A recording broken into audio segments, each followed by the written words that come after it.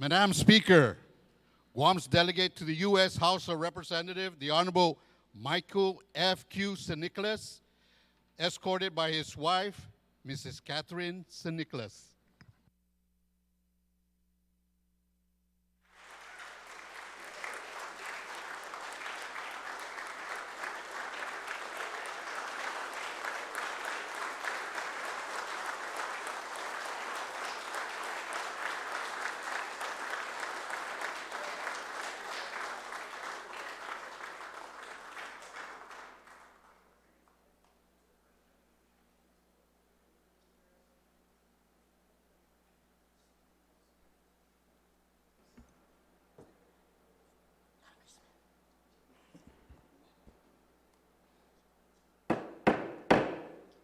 The Committee of the Whole Vimina 35 na Legislatura en Guam is called to order. Honorable ladies and gentlemen, we continue to stay risen as we work with the presentation of colors at this time by the Joint Armed Forces Color Guard.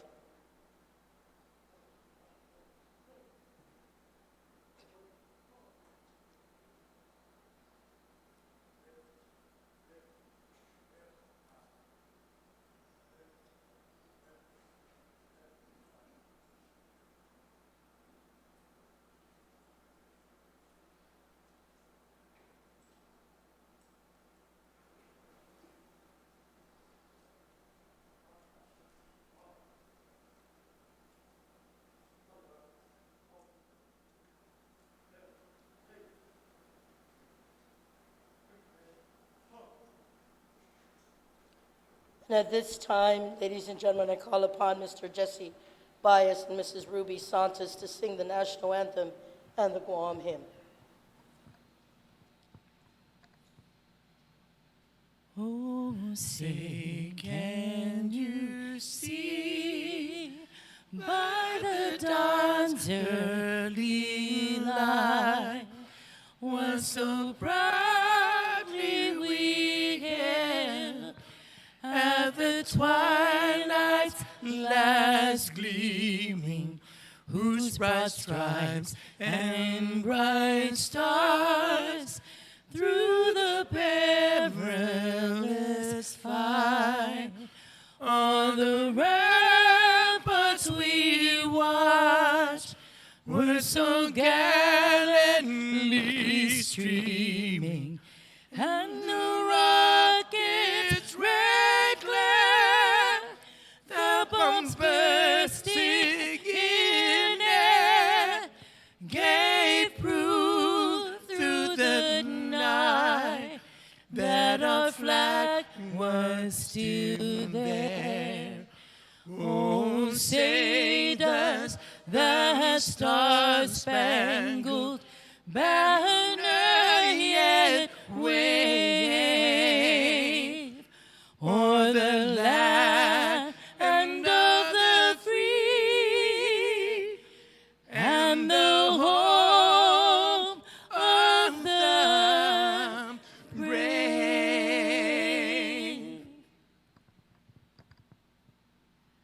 Fanoi tomorrow, purita nota, kantaman tunanya kito duwi lugar.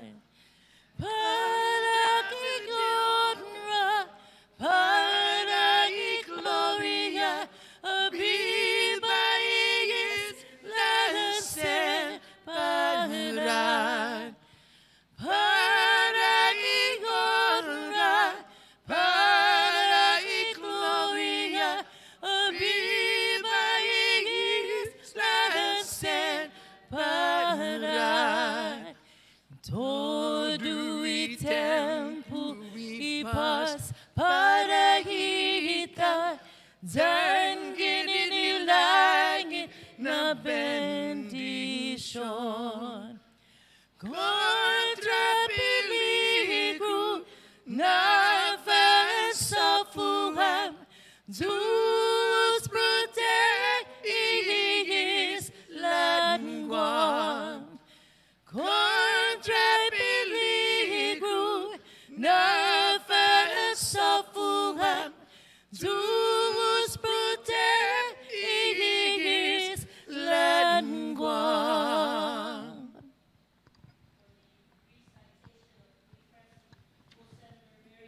Camacho Torres kindly lead us.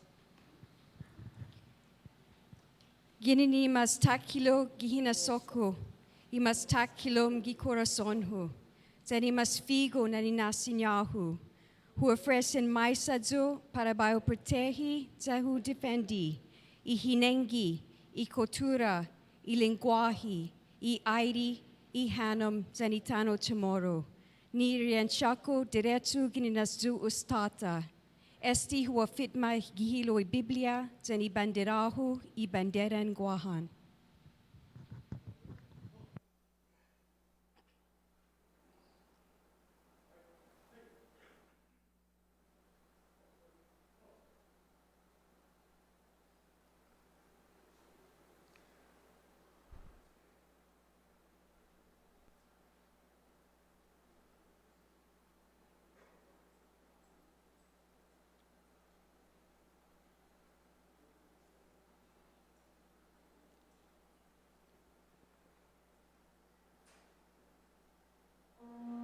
Uakeng hulu para I bendición y para I provecho y taltalta inc.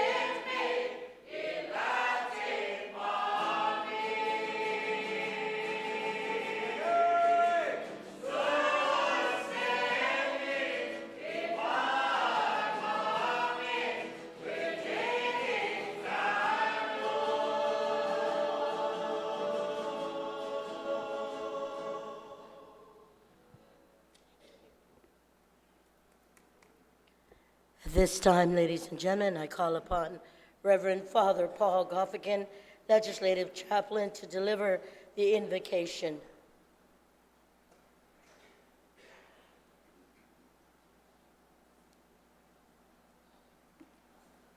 In the name of the Father, and of the Son, and of the Holy Spirit.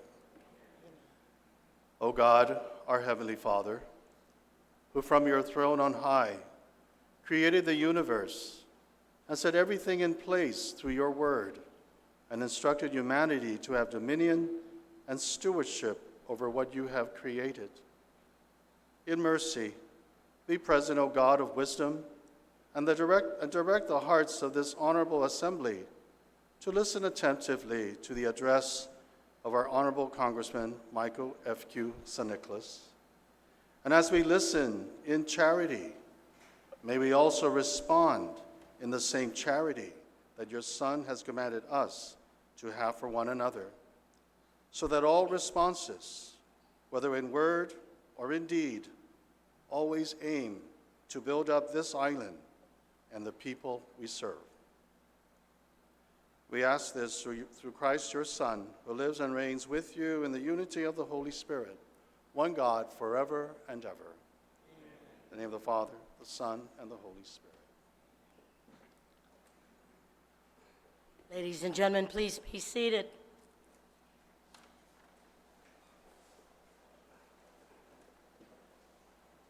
At this time, ladies and gentlemen, I call upon the Honorable Michael F.Q. St. Nicholas, Guam's delegate to the United States House of Representatives, to present the annual Congressional address.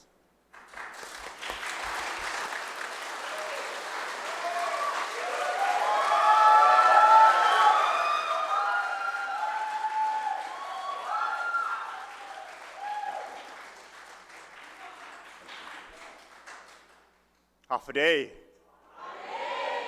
Buenas tardes, magandang hapon po sa inyong lahat, and good afternoon.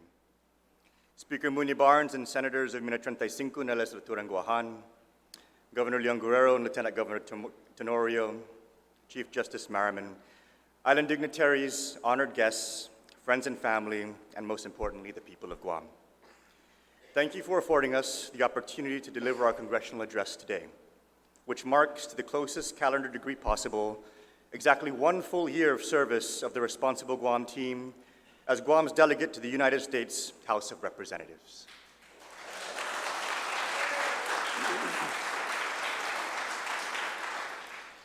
More importantly, today marks what we celebrate as the Feast of the Three Kings, or what we know on Guam as Tres Reyes. Approximately 2,023 years ago, Jesus Christ was born, and today, the Feast of the Three Kings is recognized as the Epiphany of the birth of Jesus Christ. This day is known as the Epiphany because it is regarded as the day when mankind realized and acknowledged that Jesus Christ was God incarnate as man, with this realization captured in the presentation of gifts in homage by the Three Kings, a representation that Jesus Christ reigns supreme.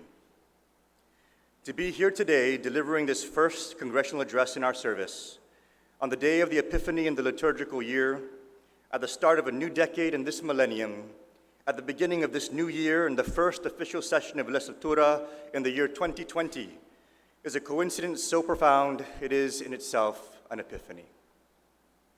An epiphany in its ordinary sense, and by contrast today is most ordinary, is defined as a usually sudden manifestation or perception of the essential nature or meaning of something, an intuitive grasp of reality through something, such as an event, unusually simple and striking, an illuminating discovery, realization, or discourse. I pray that on this day, as we recognize the Epiphany of Christ as Lord and Savior, we too can, through His grace, reaffirm the ministry that is public service, and in this address, invoke divine grace among all leaders present, that we may dedicate ourselves to His ministry of service in this work that we do. In that respect, I must confess that in my own humanity, my initial temptation was to use this day as an opportunity to engage the hostility that we have faced over the past year with equally veiled hostility. But we are not going to do that. Instead, we'll begin by saying, peace be with you.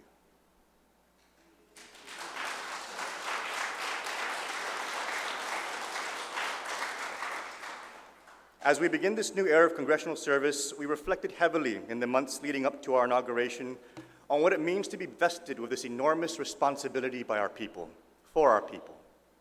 We have dedicated much time in the beginning, throughout, and to this very day, weighing the realities of office with the perceptions that we have heard unceasingly over many years. Before becoming your congressman, I was very much aware of many of the perceptions that still linger to this very day on our island about the non-voting delegate that is Guam's seat in the Congress. Territories don't vote on the floor and therefore have little consequence. Territories are generally smaller communities and therefore don't hold sway over much larger jurisdictions. Territories do not vote for president and therefore struggle to make an impact. The list of preconceived notions that would emasculate our capabilities before we even try goes on and on. Nowhere is it more evident than in the disbelief expressed at the onset of many undertakings. This isn't going to pass committee, this isn't going to pass the House, this isn't going to be taken up by the Senate, the loss of seniority is going to cost us dearly, we're going to start from the bottom and it'll take forever for us to make an impact, the Congress is divided, we won't get anything through. It's as if there's a sad fatalism that has seen itself repeat over and over and over. And yet while these mantras try to drown us in immobility and fear, the ultimate realization that we are all Guam has left us no choice but to refuse to surrender, and instead invoke every talent, tactic, and strategy we can to overcome. From the onset, we decided that in order to break out of this self-contained mindset, we needed to be willing to do things dramatically different. Different in style, different in approach, different in the belief that territories in general, and Guam in particular, is consequential. And in so believing, we set out to situate ourselves in every circumstance we could to manage to be able to affect the dialogue in the Congress in ways that showcases Guam not just as a seat at the table, but as a valued voice, an active player, a valuable asset in the national discourse. Our first major decision was to set our sights even higher in the committee hierarchy of the Congress, pursuing the highest available seat we could pursue in the highest ranking committee we thought we could attain. In the Congress, committee assignments are based predominantly on seniority and political clout within the majority, with the most nationally influential committees sought after by the members with the most clout. Historically, these A-list committees are Appropriations, Ways and Means, Energy and Commerce, and Financial Services.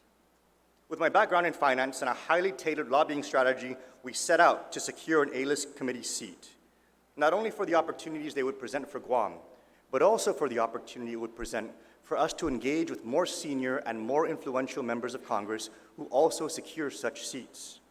We set our sights on financial services as our primary committee target, and we were able to achieve it. Today, Guam is the first insular territory to hold a seat on this committee.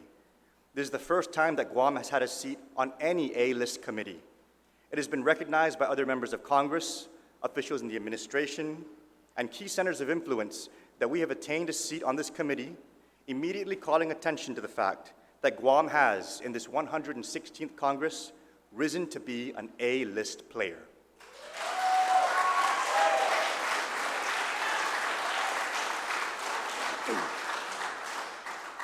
To further cement this new reality, we set to work immediately to actively contribute to the discourse and processes of the Financial Services Committee to showcase that we aren't just a warm seat in a crowded room, but rather a valuable resource to meet goals and objectives.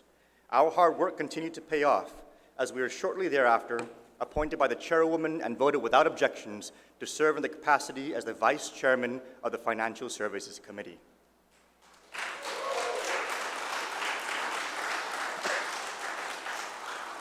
This achievement in itself has opened many doors and created many opportunities to advance critical issues to our people here at home.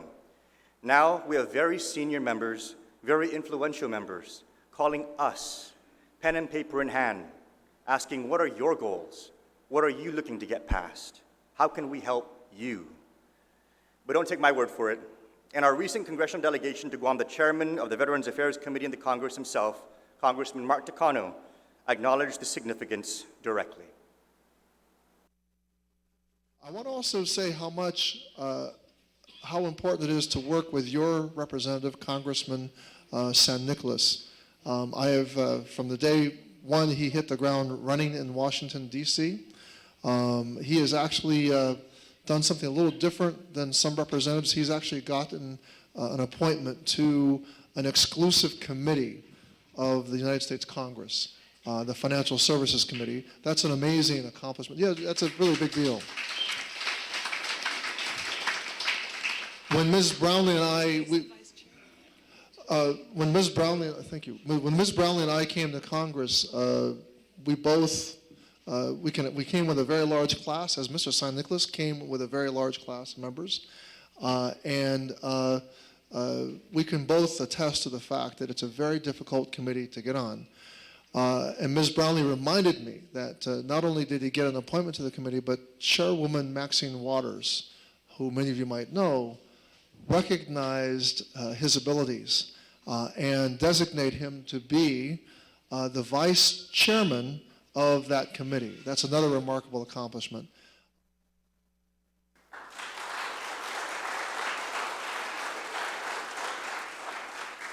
I would like to thank Financial Services Chairwoman Maxine Waters, the Democratic majority of the committee, and the committee staff leadership for recognizing our talents and hard work to both appoint us to the committee and secure our appointment seat as the vice chairman. I further wish to thank Ranking Member Patrick McHenry and the Republican minority, who both recognize the value of our contributions as well, and also have shown much grace in extending bipartisan support for issues that benefit our community. Perhaps the greatest example of direct benefit the people of Guam have in store on the Financial Services Committee is recently captured in our debate to reauthorize funding for the Export-Import Bank of the United States, commonly known as the Ex-Im Bank. The Ex-Im Bank is a federal government entity that provides loans and loan guarantees to United States companies that seek access to financing for import, export, or to facilitate the import and export of goods between foreign and domestic markets. Guam is incredibly well situated to facilitate imports and exports due to our geographic location to Asian markets, our capable port facilities, the unique perspective our people have of knowing what Asian goods would thrive in American markets and what American goods would thrive in Asian markets. During the reauthorization debate in the committee, I presented an amendment to create an official Office of Territorial Exporting within the Ex-Im Bank that would dedicate specific personnel to work with territories in the Pacific and additional personnel to work with the territories in the Atlantic. This Office of Territorial Exporting will provide our local business community with direct expertise and support to access the $145 million in financing the Ex-Im Bank provides annually. This will not only open new markets for goods on Guam, it will also facilitate the transshipment of exports from other U.S. markets to Asia and Asian markets to the U.S., with Guam as a transshipment hub for the flow of these goods. This in turn will create jobs in the transshipment industry here on Guam, expand our ship repair industry, grow our warehouse and distribution industries, and provide goods to fill outbound ships from Guam to help reduce the overall cost of shipping to Guam. With our vessels no longer leaving empty, we can provide relief to shipping costs that are currently exacerbated by the Jones Act, which in all truth is incredibly difficult to repeal due to California and Texas interests. Rather than having to fight for a difficult repeal of the Jones Act to address shipping costs, we can work to reduce them ourselves by expanding our transshipment industry and tackling this with free market expansion. Not only was this amendment supported by both our chairwoman and ranking member, it is on the record as having unanimous support of the full committee, ensuring that we can pursue this opportunity as a standalone measure if necessary with a high likelihood of unanimous support.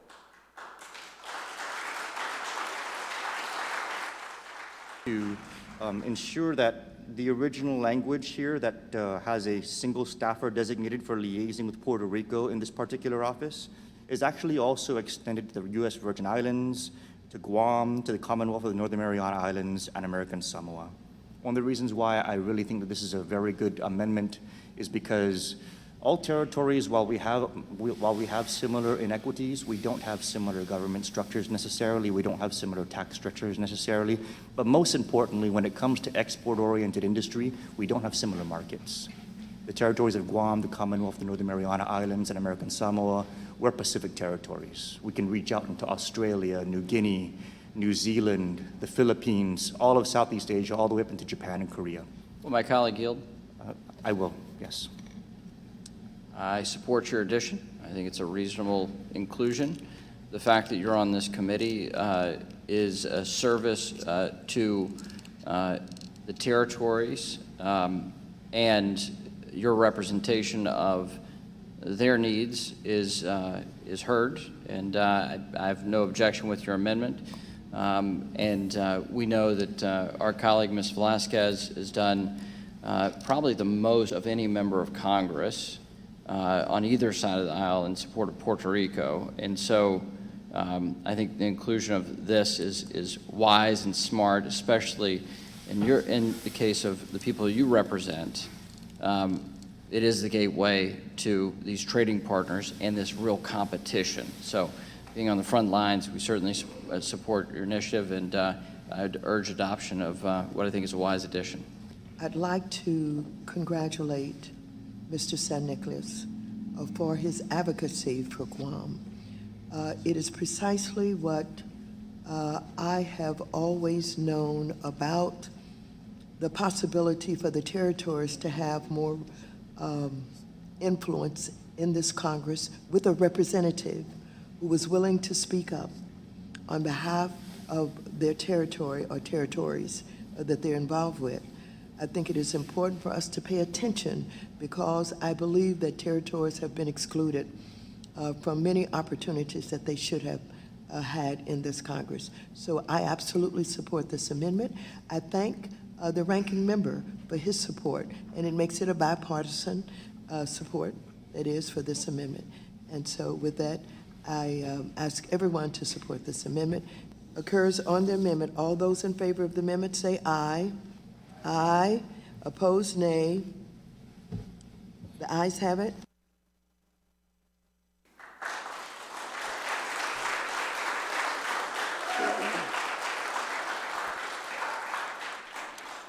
In light of this opportunity, I want to recognize and commend Senator Jim Moylan for introducing Bill 218-35 to provide local support for this opportunity. I strongly encourage the legislatura to immediately entertain this measure through its legislative process so that it may be enacted and implemented for our local capacity to be enhanced to timely capture this impending opportunity. And on the subject of Senator Moylan, I also wanted to further recognize him for introducing Bill 104-35 to amend my local law that I enacted as a senator here in Imminent 34 in la legislatura in 2018 with Public Law 34-103 to attract repatriated income through Guam with a tax incentive to encourage large multinational corporations to act. Senator Moylan Sius Masi.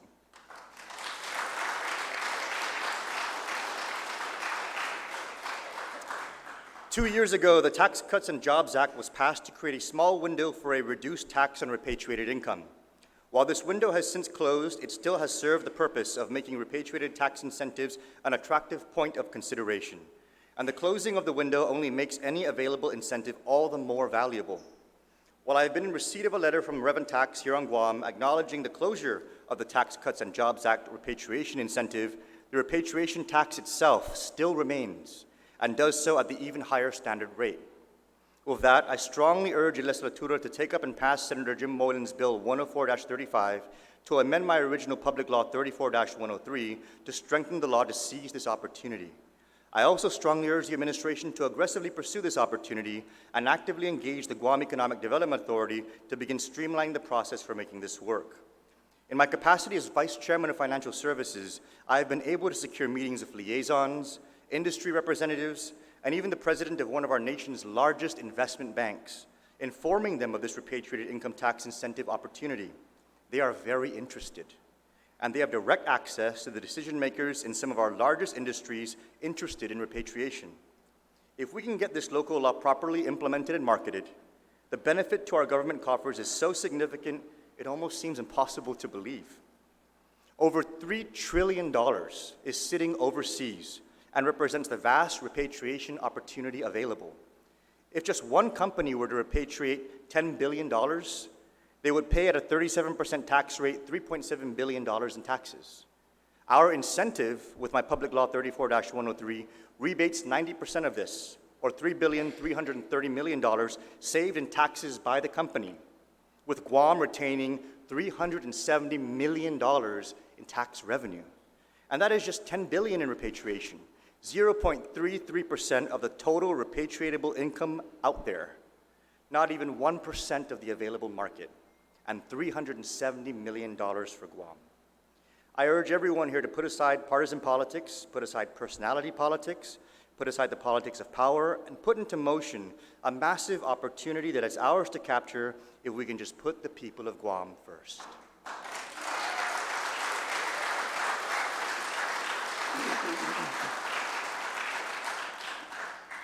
This isn't just a soundbite in a speech.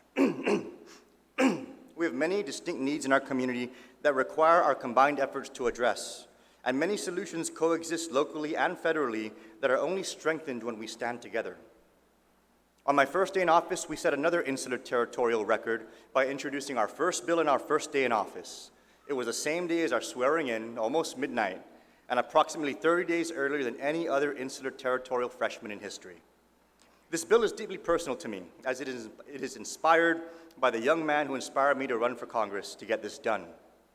H.R. 208 is a bill to extend the Supplemental Security Income Program, also known as SSI, to all eligible recipients on Guam. SSI is a federal program available in all 50 states, Washington, D.C., and the CNMI, but not in any other territories. This program provides hard cash to eligible recipients and their caretakers who have disabilities that make it difficult for them to get jobs. My son Caleb, who is now 12 years old, is at home with his Auntie Faith and sister KK, and likely will be watching this when he wakes up in the morning. Caleb has autism, and while our family does everything we can to support him in his development, his circumstances have nonetheless been a tremendous eye-opener to the need for us to have SSI for our people on Guam who need it. I would like to take a moment to recognize Senator Mary Torres, who introduced Resolution 77-35, expressing the support of the local government for the passage of H.R. 208. Thank you, Senator Torres and Senators of Mina 35.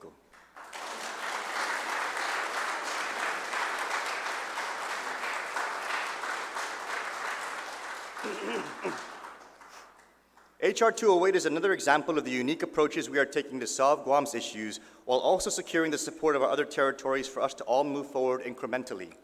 For years, all of the territories that need SSI, Guam, American Samoa, Puerto Rico, and the U.S. Virgin Islands, have introduced legislation as a group to pursue territorial SSI. The challenge has always come down to cost, with the largest territory, Puerto Rico, ballooning the price tag into the billions due to their population of over 3 million people. To overcome this, we collaborated with our fellow territories to instead consider a snowball approach, where one of us at a time pursue SSI and in turn fold our support into the next territory and the next, so we can gradually phase this in and make it more palatable in terms of cost. To do this, we worked extensively to build the necessary networks to make this plan of approach acceptable.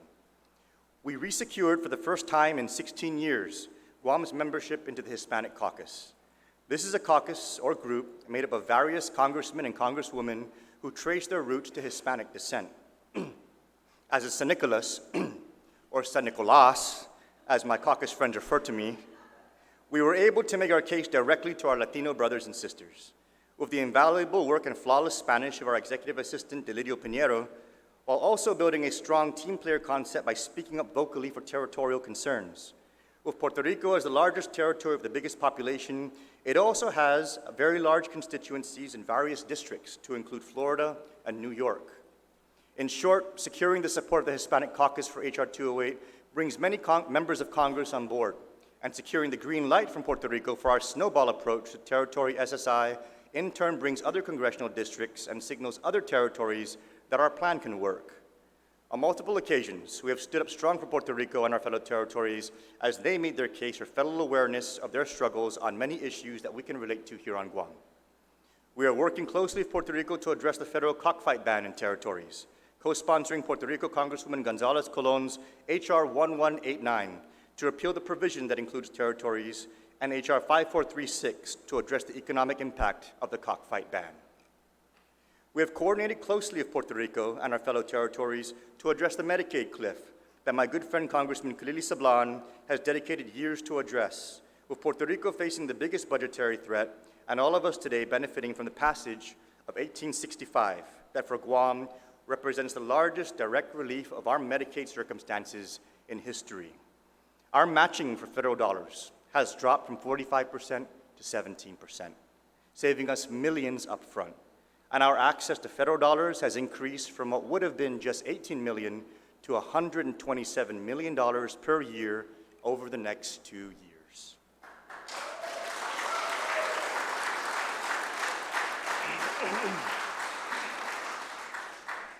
Governor, this will provide millions in immediate relief to the current budget, and I strongly urge this outcome be used to fund critical infrastructure needs at the Guam Memorial Hospital, using healthcare savings to save healthcare.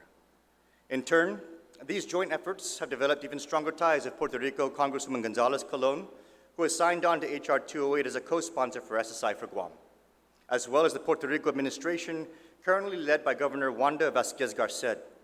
Together, our work not only has brought more clarity to the shared struggles of territories, it has won the trust of the Puerto Rican government and the Hispanic Caucus for our plans for incremental expansion of SSI to territories in H.R. 208 with Guam as the first in line.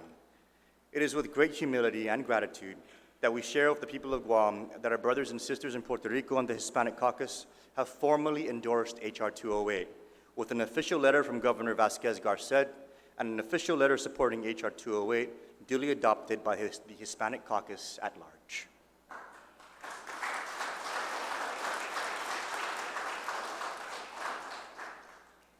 Our next steps include bringing the Congressional Black Caucus and the Congressional Asia Pacific American Caucus on board, both of whom have been approached, with my Financial Services Chair Maxine Waters formally bringing it to the Black Caucus and myself working to secure the Asia Pacific American Caucus. We will further be reaching out to various nonprofit stakeholders for letters of support and hope that we can energize the next steps of this legislation to bring it to a hearing in the coming year. The 2019 Guam Society of America Cherry Blossom Princess, now the lead staffer for our H.R. 208 efforts going forward, is Ms. Elima Tadinko Azi of our office. Another measure we are working on to move forward is H.R. 1713, which is a bill to compensate military veterans for Agent Orange exposure on Guam. Recent headlines have reported that the chemical components of Agent Orange, known as dioxins, are showing up on some tests that have been recently conducted on our island. H.R. 1713 was introduced by myself and my Republican colleague from Florida, Congressman Gus Bilirakis, and is uniquely written to enable compensation for dioxin without limiting it strictly to Agent Orange in its entirety. I would like to thank Senator Therese Terlahi for introducing Resolution 71-35 to support our efforts to secure recognition of this exposure. Thank you, Senator Terlahi and Senators of Mina 35.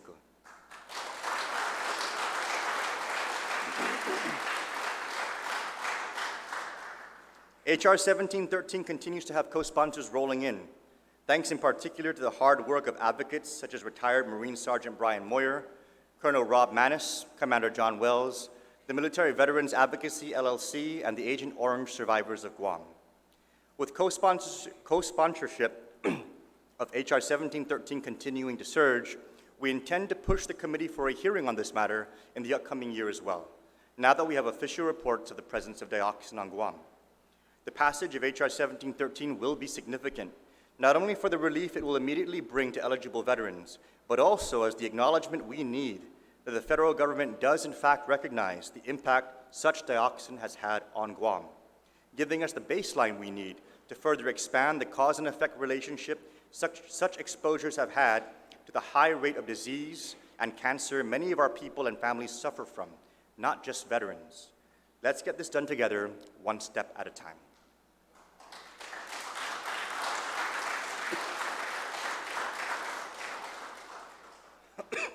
As far as our veterans are concerned, this past year has also been spent deeply analyzing the various challenges our veterans have been frustrated with over many years. I first want to begin by recognizing the many veterans organizations we currently have here on Guam. I was a senator for 6 years, and I didn't even know it was this many until I became a congressman, so I think it's very important that we put it on the record so everybody knows who's out there working for our veterans and who's been doing it for so many years. The Air Force Association, VVA 668, the Guam Veterans Commission, the Guam Chapter 3rd Marine Division Association, the Military Order of the Purple Heart, the Korean Vietnam Veterans Association, the American Legion, the Brotherhood of Vietnam Motorcycle Club, the Barragata Veterans Association, the Korean War Veterans, VFW 2917, VFW 1509, the Dedito Veterans Organization, the Fleet Reserve Association, the National Association for Unified Services, and the Persian Gulf Veterans Organizations. Your efforts over all these years is the reason many of our support gaps have been filled for our veterans, and it is only fitting that your service be recognized in this congressional address.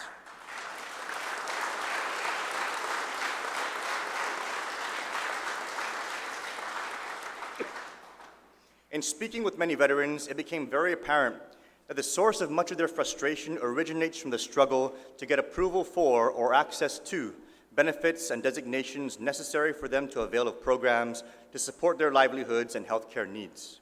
The bottleneck we have identified starts at the very beginning of the process, with many veterans struggling to find out how to navigate the system on their own, what the parameters are that they need to meet, and what the best channels are to get the results that they are looking for. To address this broad-based problem, we did not want to further inundate the current veterans organizations, who themselves are working overtime to advocate for our various veterans groups. Instead, we wanted to bring in reinforcements. At this time, I would like to recognize Mr. John Ananich, a veteran himself, who believes that boots on the ground is what it takes to win. Mr. Ananich is spearheading the first formal creation of the Congressional Veterans Advisory Council, joined by fellow Veterans Chief Petty Officer Ben Limos, Staff Sergeant Joel Valencia, and one of our very few Veteran Services officers, Ms. Tanya Mendiola. This entity shall be a registered nonprofit organization dedicated to aligning congressional findings and resources with concrete solutions to the struggles of all of our veterans. John, please rise and have your team rise to be recognized.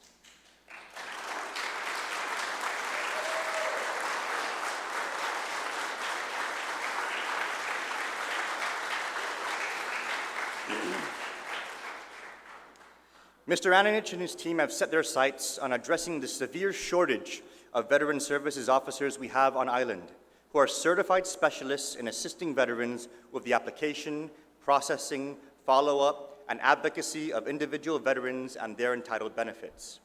Currently, Guam has just 3 certified Veteran Services officers active, and with a veteran population of anywhere between 6,000 and 24,000, that means we have only 1 VSO for every 2,000 to 8,000 veterans.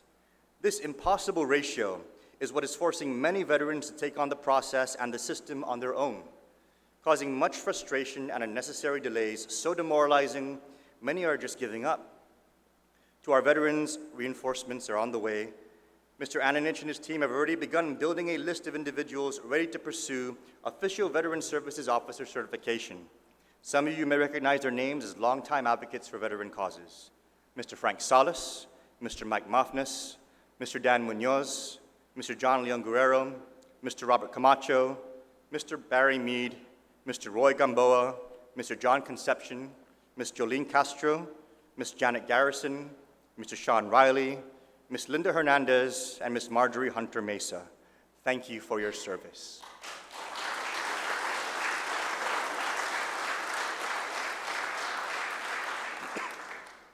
Ladies and gentlemen, these individuals are all volunteers. VSOs are not paid positions. Ms. Tanya Mendiola, one of our few currently certified Veteran Services officers on Guam, has helped so many of our veterans out of the goodness of her heart. Mr. Ananich and his team are receiving no compensation for leading this organization. None of the volunteers are seeking anything more than to provide services for those who have served. Our congressional office will be working congruently with the Congressional Veterans Advisory Council to make the necessary arrangements to have volunteers officially certified as Veteran Services officers. To our business community, we will be reaching out to solicit your support in helping to get these individuals certified and equipped, because every additional dollar in benefits and support we are able to get for our veterans is also another dollar of resources into our economy. I strongly urge any members of the community interested in joining this volunteer force to please contact our Congressional District Office so we can facilitate your contact with the Congressional Veterans Advisory Council and get you on board. Governor, Speaker, we need to do more.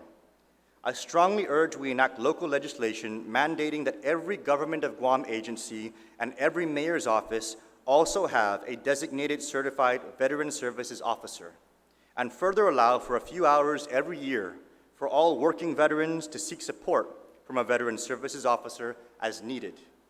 While we have fallen behind over the years in meeting our veterans' needs, let us resolve in this new year to leave no one behind.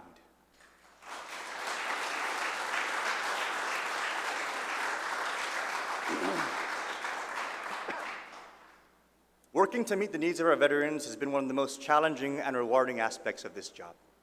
Our recent congressional delegation, particular to Hawaii and Guam, with the chairman of the Veterans Committee, Congressman Mark Takano, has made all of us very aware of the stark disparities between the services and support of those serving and those who have served. We are working closely with the committee to bring Guam and all the territories to a greater place of parity and look forward to announcing legislative improvements in the coming year. On Guam, our district office works as hard as we can to address veterans' concerns, with 1/3 of all of our casework involving veterans. And while we strive for big picture solutions to the big picture problems we have facing our veteran community, some of our most rewarding experiences have been what we were able to do for just one veteran. Joining us today on this day of the Epiphany is a family that just a few months ago wasn't sure if their dad was going to be here for New Year. In June of 2019, a friend of Mrs. Jennifer Berry sent me a message asking if there was anything I could do about a former serviceman who is now a federal firefighter, Mr. Mark Berry. He was fighting for his life and needed to be medevaced. The family looked everywhere as Mark's condition worsened and no hope in sight to cover the impossible cost to fly him out to save his life. We immediately had our team contact Jennifer, and we arranged to have her sign the paperwork needed to be able to take a deep dive into his military service records and veteran status to find out if there was any way he could be helped. As it turned out, Mark's veteran status was erroneously assigned due to a processing error by the Veterans Affairs Office, as it failed to take into account his combat zone deployment, where he in fact earned the Global War on Terrorism Expeditionary Medal. With our office working with the VA Honolulu Regional Office, we were able to correct the error in Mark's veteran status, making him immediately eligible to be medevaced for the care that he needed. Ladies and gentlemen, Mark and Jennifer are with us here today.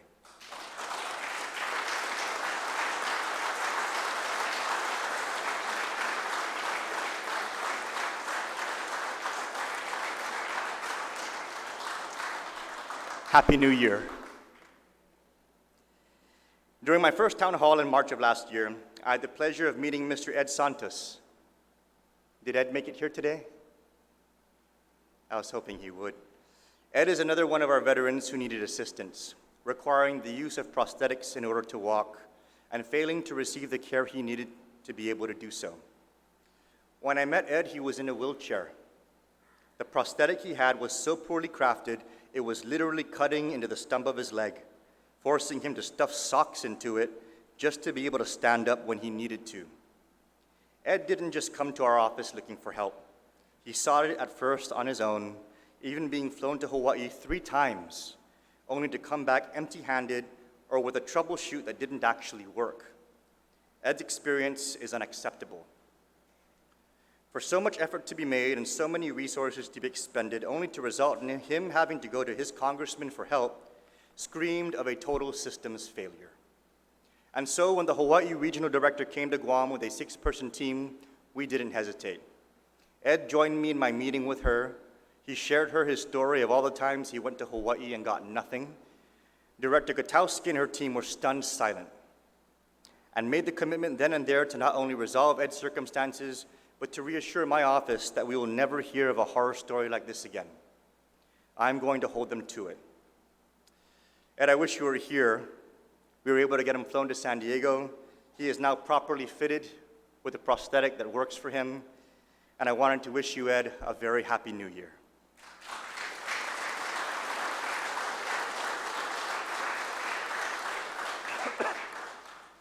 At this time, I would like to recognize your district team here on Guam.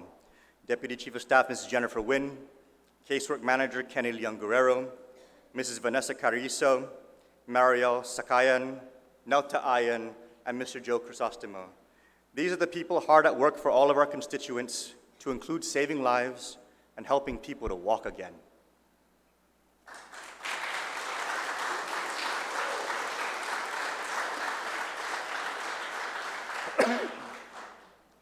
The focus of our Congressional office in engaging the Regional Veterans Affairs Office has been and will continue to be on based on systems parity and the need for care on Guam comparable to what is available in Hawaii. While our service area population limits the full scope of what can be offered here on Guam, the ratio of those services we receive must yield, at the very least, a similar ratio of services. With that, we are actively engaging Honolulu to provide dollar-to-provider breakdowns between Guam and Hawaii. If they service 30,000 veterans with X number of personnel, then we should have at the very least 1/5 of that same service capacity with our proven 6,000 veteran service population. As we prove more veterans in our area, so too should our ratios improve proportionally. And this is where our overall approach to yielding improvements for our veterans comes together. As we increase the number of Veteran Services officers with the help of our volunteer corps and the Congressional Veterans Advisory Council, we should therefore increase the registered counts of veterans actually needing services on Guam. As these counts improve, our ratio of services and resources must increase and stay on par. As this ratio increases, the number of available service providers, a reduction in wait times, and less frustrations should also ensue. To date, we await the arrival of a pharmacist for our veterans, an on-the-ground scheduling staff, the expansion of the community-based outpatient clinic, and concessions to allow for caretakers who travel to Hawaii to accompany a veteran getting treatment. And on that final point, I would like to recognize Mr. Bill Cundiff for his work on this. And I would further like to recognize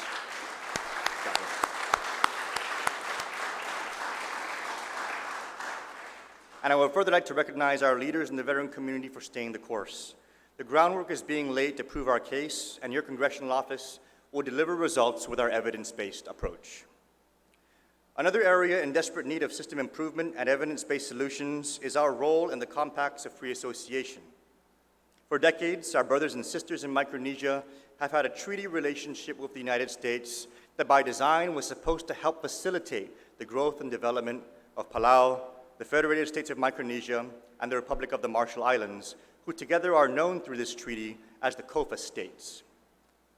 As part of this treaty, COFA citizens are able to freely travel into the United States in pursuit of education, job opportunities, and health care.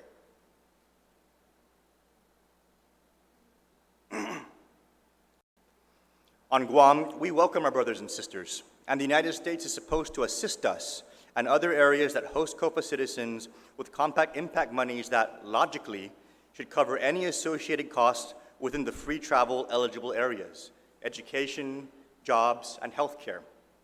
That has not been the case.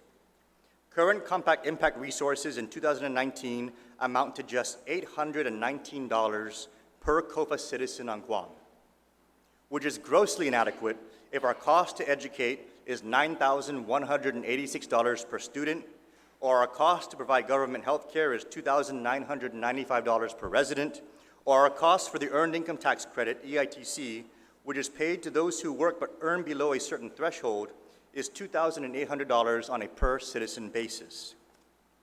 To address this, my office is working on creative solutions to open up more resources on Guam that can be factored dollar for dollar with measurable compact impacts. If healthcare is an eligible criteria for migration, then COFA citizens should be eligible for Medicaid coverage. If jobs are an eligible criteria for migration, then the EITC of COFA citizens should be covered federally. If education is an eligible criteria for migration, then every COFA citizen of compulsory age should be covered federally. These cost centers are not opaque. It just takes necessary data gathering in order to factor, and the COFA census numbers factored against the cost of healthcare, the cost of EITC, and the cost of education on Guam, less federal grants, should give us a much larger and provable impact figure. My office is in discussions with the Department of Interior on structuring this approach, which will result in legislation introduced in the coming year to mandate the U.S. Government Accountability Office determine these metrics, and for the difference in current compact funding levels to actual costs offset with a credit to Guam's portion of contribution to federal matching grants in education and healthcare. With the recent passage of HR 1865, reducing our matching levels to 17% and making 127 million Medicaid monies available, this refactoring and matching approach in healthcare alone would convert our current migrant healthcare costs locally funded at 100% under MIP to 100% federally funded under Medicaid.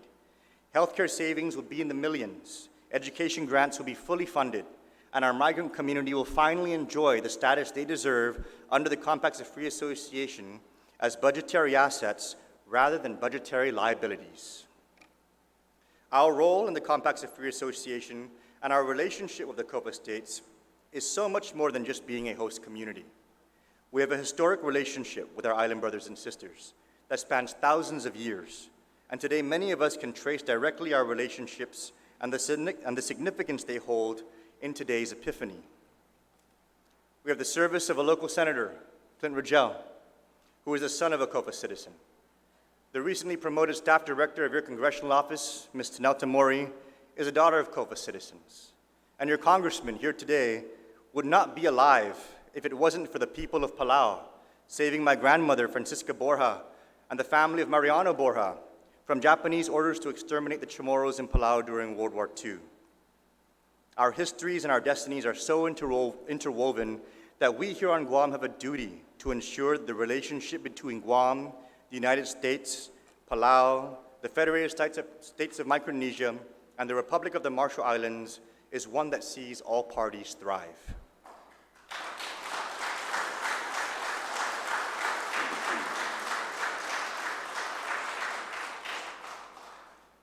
With that, the upcoming implementation agreement of the Compact Treaty for the FSM and the RMI is due in the year 2023, now just 3 short years away.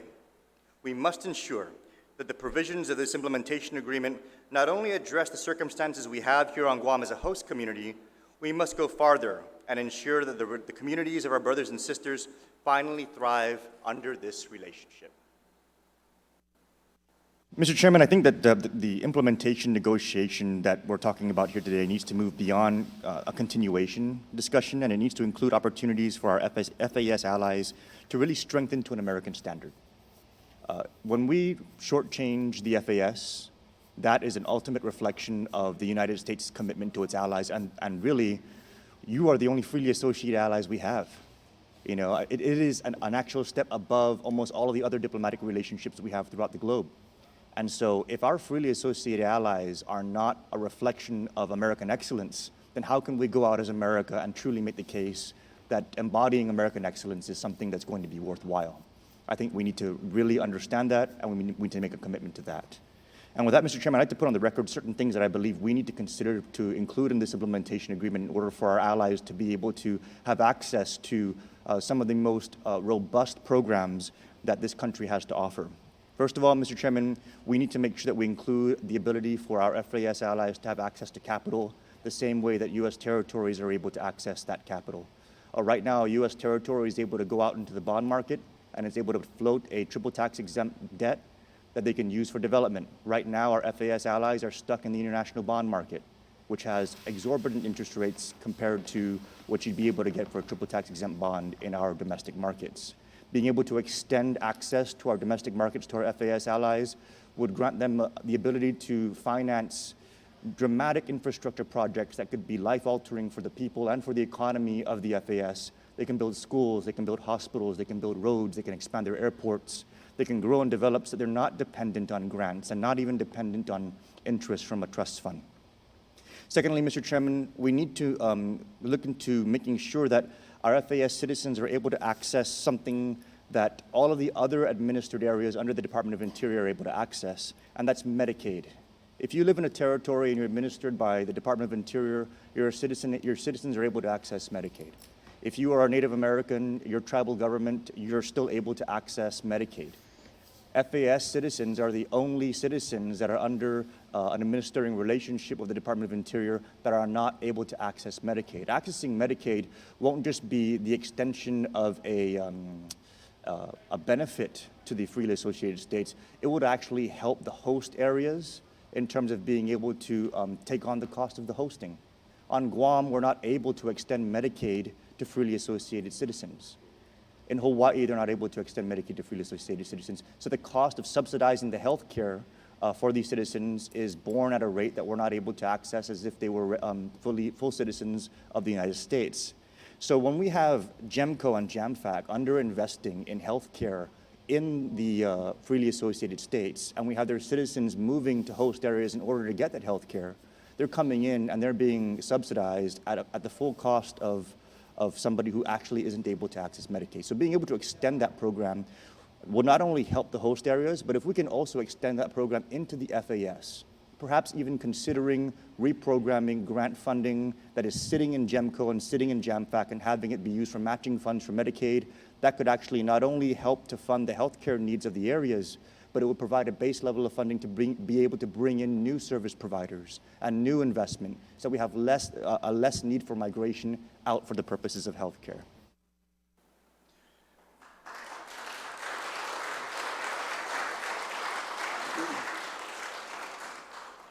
Consul General Vic April of Palau, Consul General of the FSM Teresa Philippine, and the people of the Republic of the Marshall Islands, Guam's Congressional Office is your Congressional Office.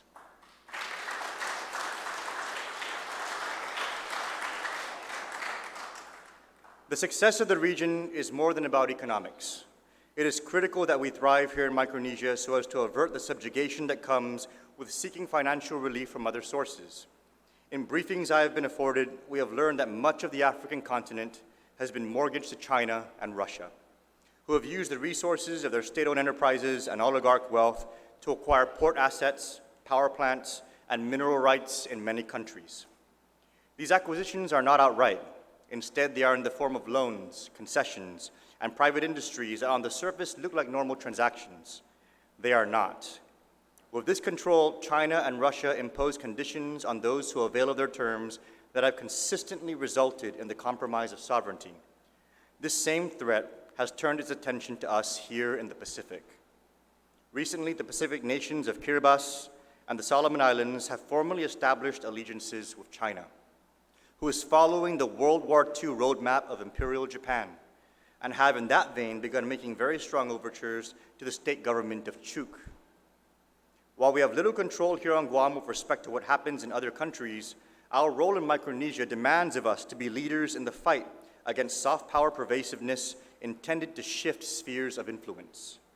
Part of this role involves our continued presence as the dominant military power in the region.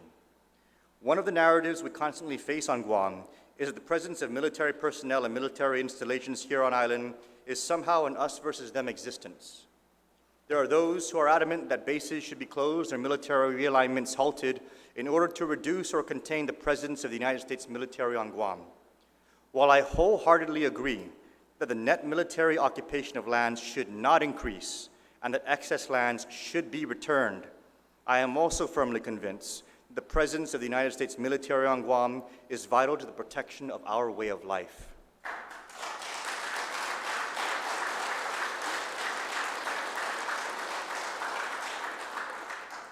With China following the footprint of Imperial Japan in its expansion into the Pacific, the historical significance of Guam during World War II is destined to see a resurgence in the years ahead. Inadequate defenses on our island in 1941 left us vulnerable to attack. It saw our island occupied. It saw thousands of our people die and thousands more suffer. And while the realities of war have us looking back today to seek redress for the sufferings of our war survivors and the lost lives of our loved ones, it is equally our responsibility to ensure that history does not repeat itself. Make no mistake, Guam was not just attacked in World War II because it was a US territory. Our strategic location commands that any belligerent power pressing forward into this region include Guam in its list of targets. If we are freely associated with another country, if we are independent, or even if we are a state, no political status will protect us from the tyranny of geography that will have us surely on the list of areas to occupy during times of war.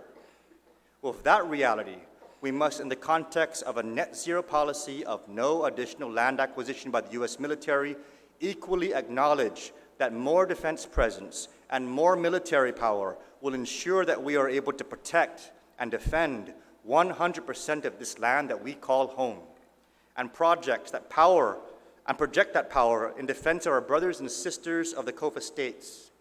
In that respect, I've continued to strongly support the United States military realignment strategy of forces to Guam, not only for the economics that has also been a narrative we have heard, but more so for the sake of security from Chinese expansion that is real and unrelenting. Folks, I've seen in high-level briefings the force projections. China is not messing around. Consul General of Japan, Izumi Seki, and Head of Mission of the Korean Consulate, Lim Hee-soon, rest assured that your Guamanian allies, the Spartan soldiers of the United States Armed Services, stand ready to hold this front, and so also express our thanks for your country's commitment to come to our defense. Arigato gozaimasu. Kamsahamnida.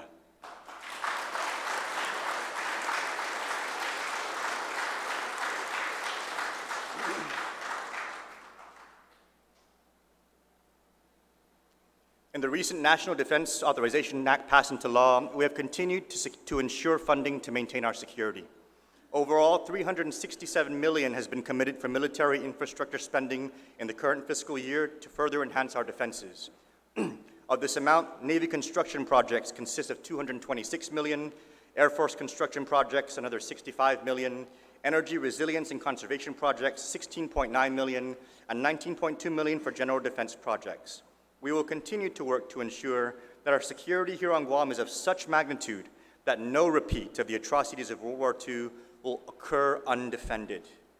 I would particularly like to thank Chairman Adam Smith and the committee staff leadership of the House Armed Services Committee, Readiness Subcommittee Chair John Garamendi, and in particular my freshman colleagues, Andy Kim, Jason Crow, Deb Holland, Veronica Escobar, and Lori Trahan, who maintain an open-door policy for us to be able to channel our advocacy of Guam's military security needs effectively. I would also like to thank Guam Chamber of Commerce Chairman Joe Arnett, Chamber Armed Services Committee Chairman Mark Sablan, and the members of the Chairman Armed Services Committee and the member of the Chamber Armed Services Committee for their on-the-ground advocacy of Guam's military security and their pragmatic understanding of what is and is not possible. During meetings with members of Congress and members of the Chamber, we had a very candid discussion about the possibility of expanding the current language in the National Defense Authorization Act to expand H-2B visa waivers for civilian projects. Appreciatively, it was shared frankly that an attempt to expand the language through the NDAA could have the adverse effect of closing the waiver off in its entirety. With the current relationship between the Joint Region Marianas and the government of Guam seeking to align as many civilian projects with military projects, the risk of a full closure of the waiver would have us wagering some of something for all or nothing. Political realities and prudence require us to seek an alternative route to address our labor shortages. And this alternative lies, again, in the role we play in the region. Recently, with the passage of the United States-Mexico-Canada Agreement, the UMCA, by the House with H.R. 5430, the United States is well on its way to formalizing an updated free trade agreement with two countries it borders. Naturally, free trade agreements should be enacted by and between border jurisdictions so as to enhance commerce, strengthen ties, and grow the economies of neighbors to enhance cross-border stability. One area that is ripe for a United States free trade agreement is our region right here on the borders of the Pacific and the Philippine Sea. Guam and the region have so much to potentially benefit from a new doctrine we hope to unveil in the coming year called the Pacific Allies Free Trade Agreement, or PAFTA. The goal of PAFTA will be to align our transshipment, agricultural, tax, labor, tourism, commerce, and healthcare policies between Guam, the COFA states, and the Philippines. With PAFTA, we intend to include a unique H-2B visa waiver, a tourism visa waiver, Medicare portability, separate EB-5 quotas, standardized and pre-authorized processes for enabling the free flow of goods, and a single filer tax filing requirement for businesses. With this free trade agreement, we can segment out issues we are looking to address but are tied up in the impacts they would have if applied as blanket national policy. Through PAFTA, we can turn on labor and tourism visa waivers just for Guam without affecting hot-button national issues concerning migration and domestic labor. PAFTA can be a vehicle for us to have our residents on Medicare avail of healthcare facilities and services in the Philippines without affecting Medicare applicability in the States. PAFTA can also open the door for EB-5 investment into Guam without competing with the quotas that other states are fighting each other over. PAFTA can encourage businesses to establish enterprises in member jurisdictions with the burden of tax reporting streamlined and handled on the back end with government-to-government agreements. PAFTA can even free up the flow of bananas from Pohnpei so we aren't having to import from Mexico. With a free trade agreement inclusive of these terms, we can address our labor shortages, our quest for a Philippine visa waiver, help the economies of COFA states to thrive, bring in allied investment dollars, and enable our people to use their Medicare in the Philippines. My office will be engaging with the State Department, the Department of the Interior, and the embassies of our allies to initiate this dialogue while we work to prepare the legislation for introduction in the year ahead. Sometimes, the easiest way to get what we want isn't to ask for an exception to the rule, but rather to craft a rule that is the exception. While much of our work has focused on big picture solutions and opportunities for our island in the context of taking our responsibility as consequential actors on the national stage, we also have a sharp eye on getting things fixed here at home. In February of last year, we were taken by surprise to find out that the claim checks are in the mail for our war claimants was actually not true.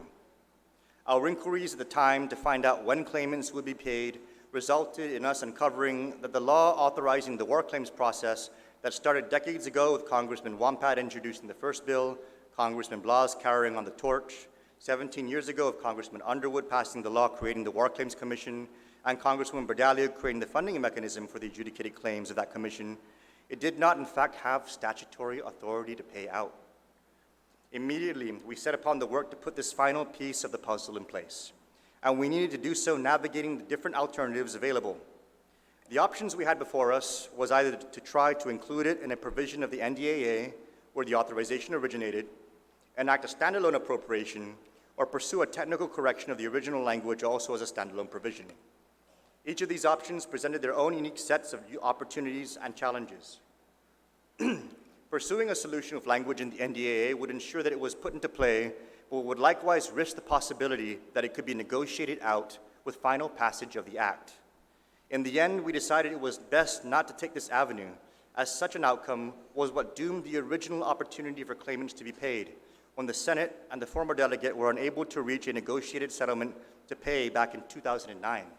That was 10 years ago. Instead, we embarked on a path that was meticulously strategized to call attention to the issue and present an alternative path of least resistance. Our first action was to introduce H.R. 1141 to do a standalone appropriation to fund war claims. With this measure, we were able to directly signal the Congress that there was a funding circumstance that needed to be addressed. And in so doing, we were able to engage the expertise of the Appropriations Committee to either work to address our funding need or present an alternative. This proved highly effective, as any appropriation measure immediately triggers cross-committee correspondence to determine ways to address items without the need to formally fund them. As a result, the committee staff of Natural Resources, the Department of the Interior, and the Department of the Treasury became immediate allies in finding a solution that did not require appropriation. With the shared focus of all relevant parties, we then drafted and introduced H.R. 1365, which presented the technical correction necessary to pay out war claims without the need for an appropriation and the concurrence from everyone that the language sufficed to see our war claims paid. While H.R. 1365 did not require a formal appropriation, it did still involve the disbursement of funds, which in turn triggered rules in the Congress for the Congressional Budget Office to score the measure. Scoring basically means if something has a cost or not, determines if something has a cost or not. And to this very day, I do not understand how the Budget Office scores something already funded with Section 30 money as yet another added cost, but it did. And that created a new hurdle we needed to overcome to clarify the true funding mechanism and the reality that H.R. 1365 was not an earmark. With H.R. 1365 introduced and referred to committee, our final hurdles were all political. How do we pass this measure even with its negative scoring? How do we get a negatively scored bill passed that on the surface appears to be committing federal dollars only to Guam? How do we get this through both houses of Congress, with fiscal conservatives and the Blue Dog Democrats and in the Republican minority? Negatively scored bills are tough sells. With so much gridlock in Congress, negatively scored bills only see the light of day if they are big-ticket items that affect multiple jurisdictions, not just something for a single district like Guam. With the House and the Senate controlled by opposite parties, negatively scored bills need to clear this challenge not once, but twice. With the hard work of our recently promoted legislative director, Sahara Defensor, we knew we needed to do two things. First, we needed to make H.R. 1365 be more than just a Guam bill. It had to be viewed as a national bill. And secondly, we needed to power through this legislation with the strength of unanimous support, first at the committee level, then in the House, and finally in the Senate. To model H.R. 1365 as a national bill, we turned to our Chamorros in the states, compiling the data of every single claim from every single state, and harness the power of the Chamorro diaspora that has us with a war claimant in 46 out of the 50 United States. We then started with letters to every member of the Natural Resources Committee, Democrat and Republican, revealing to them that H.R. 1365 actually will be paying claimants not just on Guam, but in each of their respective districts. Next, to build the consensus we needed for unanimous power behind the bill, we turned to our local Republican Party of Guam, reaching out to Chairman Jerry Crisostomo and National Committeeman Juan Carlos Benitez, seeking local Republican endorsement of H.R. 1365. I would like to take a moment to recognize these gentlemen and the Republican Party of Guam for allying with me for the sake of our Manamco.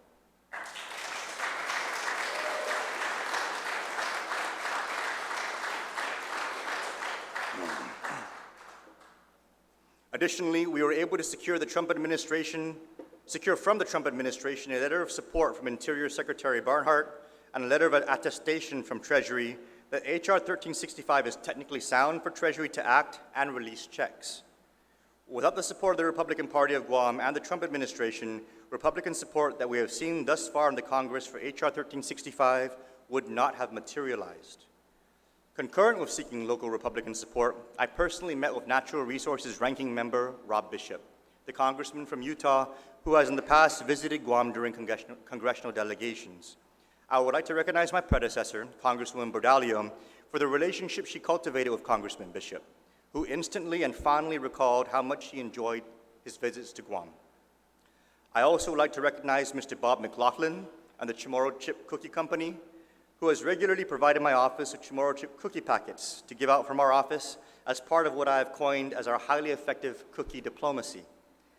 We have given cookies all over the Congress, with Congressman Bishop receiving his share during our meeting, Speaker Pelosi enjoying it so much she mentioned it to Stephen Colbert, who brought it up on his evening show. Even the Governor's Office of Puerto Rico, during our meeting with them to officially receive the Governor's endorsement of H.R. 208 for SSI for Guam, first greeted me with, "Where's the cookies?" No joke, Guam's products opens doors. And it has been an honor not just to showcase it, but to witness firsthand the power our creations have in making things happen.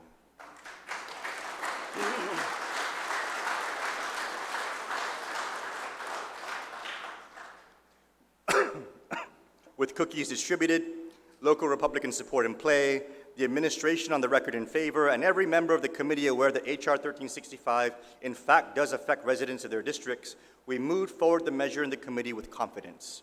Again, I would like to thank my colleague, Congressman Kilili Sablan, for allowing us to move H.R. 1365 to the full committee immediately and bypass his subcommittee oversight, saving us so much time and the risk of unanimous consent. I would further like to thank my committee chairman and fellow Hispanic caucus member, Congressman Raul Grijalva, and the Natural Resources Committee staff for bringing the measure forward expeditiously. The committee hearing was a unanimous success. Thank you, Mr. Chairman. I would like to begin by thanking the committee vice chair of Insular Affairs, Congressman Sablan, for enabling this markup hearing, as this is an insular issue. I would like to thank you, Mr. Chair, and the full committee for bringing 1365 to markup today as a technical correction for a time-sensitive matter. I would like to thank my colleagues on the committee for their support and openness in taking our meetings, receiving our calls, and answering their questions on the issue at hand. I would like to thank my predecessors for their work that laid much groundwork over many years to bring us to this inflection point today. I would like to thank my local leadership counterparts in my district, particularly Speaker Barnes for her letters of support, as well as the Republican Party of Guam for endorsing the passage of H.R. 1365 as a bipartisan issue.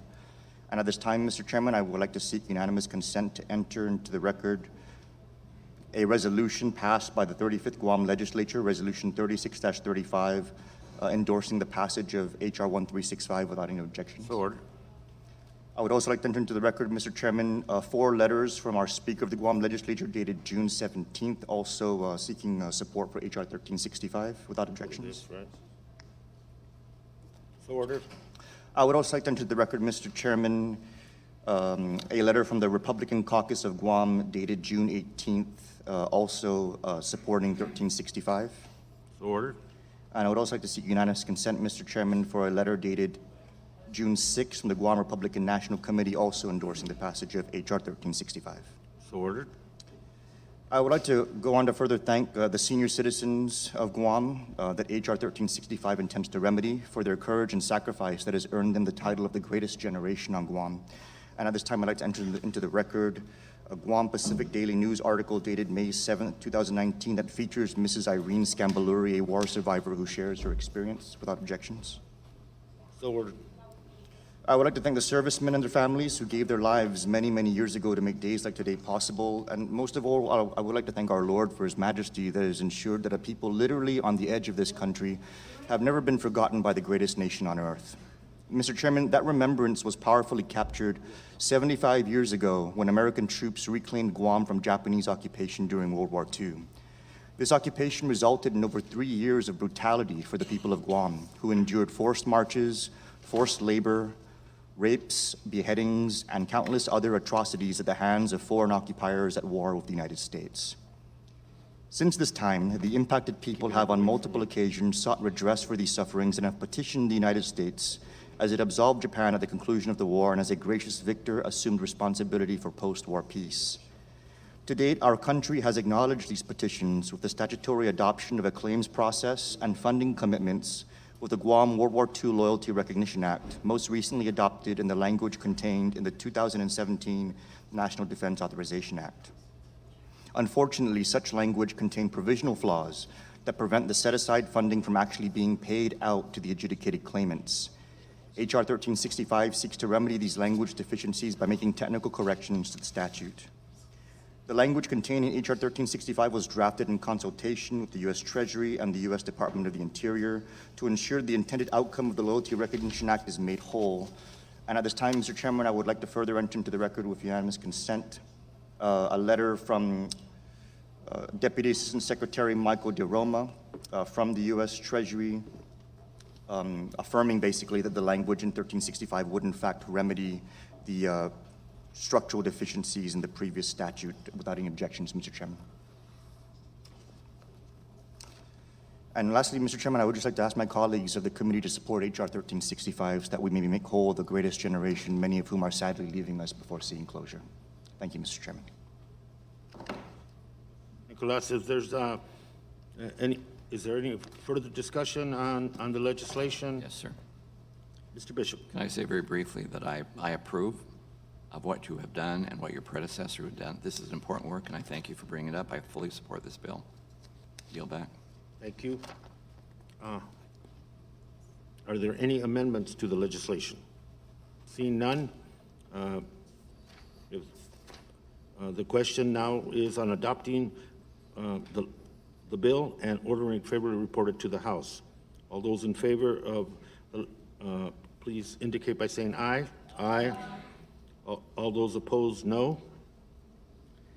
In the opinion of the chair, and this is not even a guess, the ayes have it, and the bill is ordered favorably reported. The motion to reconsider is laid on the table. With unanimous momentum at the committee level, we are then able to re-engage House leadership to further seek unanimous consent from the full House. Again, we wrote letters to every member of Congress with claimants in their districts, and again, we turned to the power of our people, this time showcasing the nobility, warmth, and hospitality of Guam in our Liberation Day wreath-laying and Liberation Day festivities, both of which were a powerful final push before the House vote on H.R. 1365, with our Speaker, Nancy Pelosi, as the guest of honor.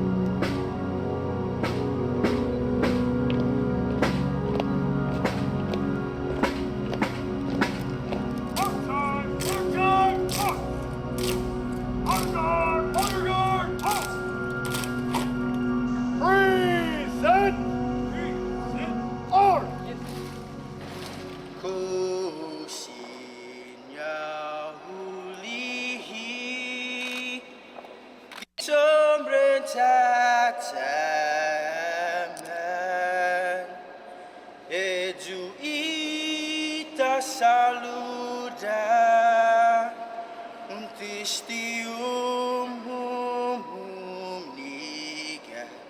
Radau dan malak kis prejas Turapin todo imemu Ano giriskansa Gumuguput gipalu Taniman malak bopi Ikonun nasu iairi Prebatulan noti Na ibandera tagaigi Pues atan fani bandera Ko esta pogua pumalalapa Gihilu tano malibri Dan tanu iti manko padi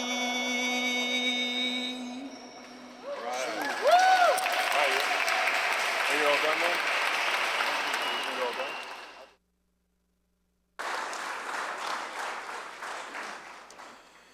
Bear in mind, all this that I'm sharing with you are all the details, all the steps, all the little nuances we've had to take on this long journey that has been the work to pass H.R. 1365. I would like to thank the autism community together for partnering with us to host our Washington, D.C. Liberation Gala. I would also like to thank Michael Kalaiko and the QMS Event Lighting for putting their lives on hold for several months to work in our office to coordinate these successful events. I would like to recognize Miss Lauren Bromley and Guam Music, Inc., Triple J Enterprises, Fitness Solutions, LLC, the Guam Chamber of Commerce, Mr. Joe Arnett and Miss Regina Reagan, Bank Pacific, Takakuma, LLC, GTA, Asia Pacific Hotels Incorporated, Mariana's Gas Corporation, ASC Trust, Cortec International, Ivy Educational Services, Mr. Eugene Affligui and Black Tie, and the Korean Chamber of Commerce, all who generously donated the funding critically needed to make these events happen. I would also like to recognize our governor, Lulian Guerrero, and the Guam Visitors Bureau for making resources available and also for us to be able to have Senor Frank Rabon, the dancers through Cultura and Chamorro Foundation, and Jesse and Ruby to make memories to last a lifetime. These events were so successful, Speaker Pelosi weeks later was still thanking me for such a wonderful time. Even the military liaison to the Marine Corps was asking who produced our wreath-laying video, saying, "We need that person to train our people." I proudly told her it was our office's content specialist, Mr. Tomas Calvo, Jr., who not only produced the piece, but shot it all with one camera, in one take, in real time, and produced it overnight. With all of our pieces in place and the full complement of our strategy in force, all that was left was to move H.R. 1365 to the floor. Thank you, Mr. Speaker. I ask unanimous consent that all members may have 5 legislative days in which to revise and extend their remarks and include extraneous material on the measure under consideration. Objection so ordered. Mr. Speaker, I yield myself such time as I may consume. The gentleman is recognized. Thank you, Mr. Speaker. I would first like to begin by inserting with unanimous consent revised CBO materials into the record without objections, Mr. Speaker. Without objection. Mr. Speaker, this marks the first time that I have taken to this floor to deliver remarks as a member of Congress.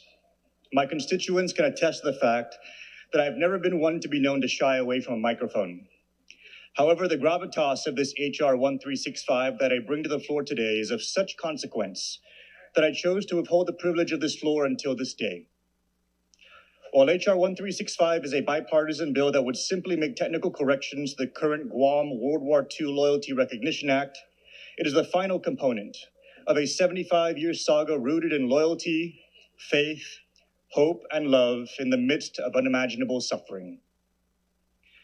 The Guam World War II Loyalty Recognition Act was passed by Congress and signed into law at the end of 2016, recognizing the sacrifices the people of Guam endured at the hands of foreign occupiers during World War II. Nearly 78 years ago, foreign enemies bombed Pearl Harbor, then made their way east, taking control of Guam from United States naval forces, many of whom were evacuated prior to the invasion. The civilian population of Guam, regarded as Americans by the enemy, were left undefended for all intents and purposes. In the 974 days of enemy occupancy, too many of the people of Guam, who today are American citizens, were injured, raped, maimed, murdered, and even forced to dig their own grave sites or those of their family and friends. These atrocities occurred due to the unwavering patriotism of the people of Guam. An 83-year-old survivor clearly remembers her family risking their lives to hide and care for the only living U.S. Navy soldier left on the island, who was tasked with sending information to our forces overseas. She shared her observations of enemy soldiers going village to village, looking for radio man George Tweed and leaving a trail of tortured and dead in their path.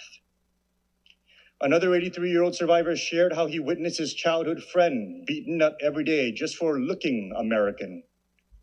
One survivor, who was 5 years old at the time, testified to remembering her mother, pregnant with her sibling, after being severely beaten, hemorrhaged to a slow death while performing forced labor under the grueling sun.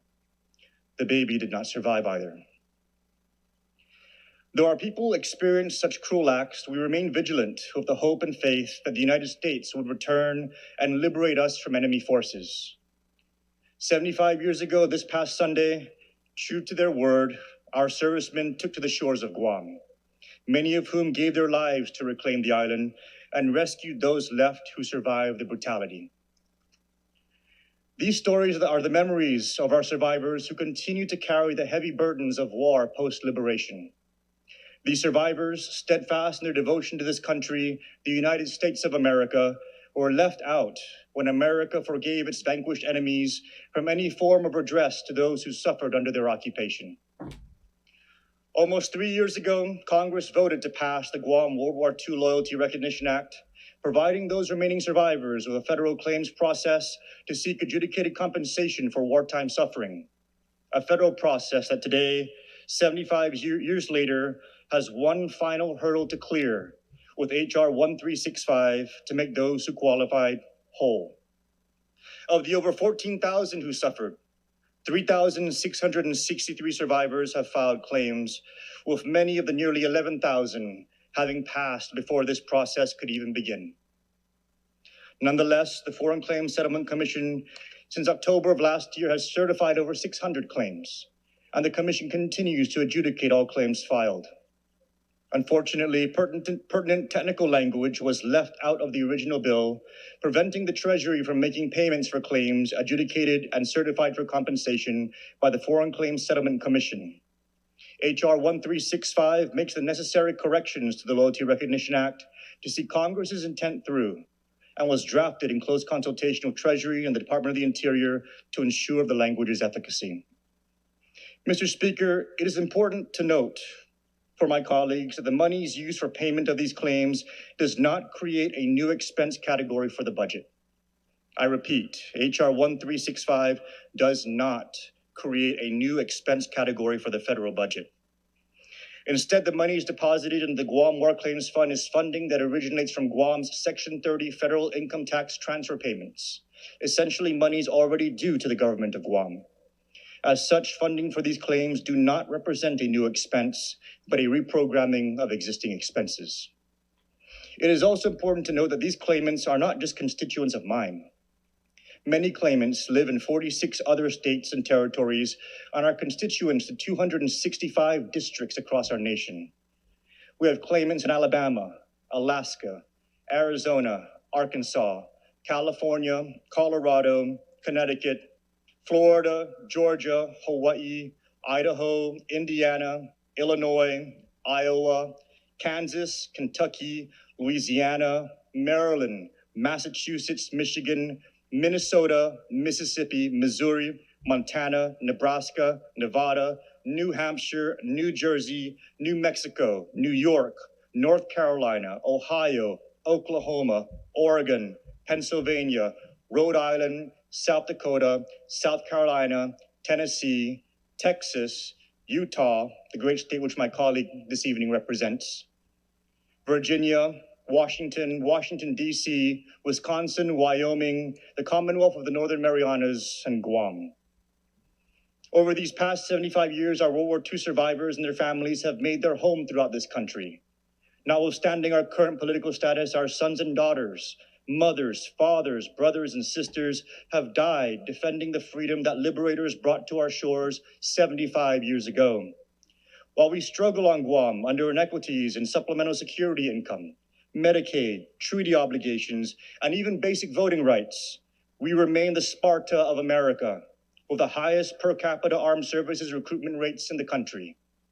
The brutality of the enemy 75 years ago could not break the resolve of our relationship with the United States of America, and the generations since then and to this very day reflect this exemplary patriotism in our rates of service and those who made the ultimate sacrifice.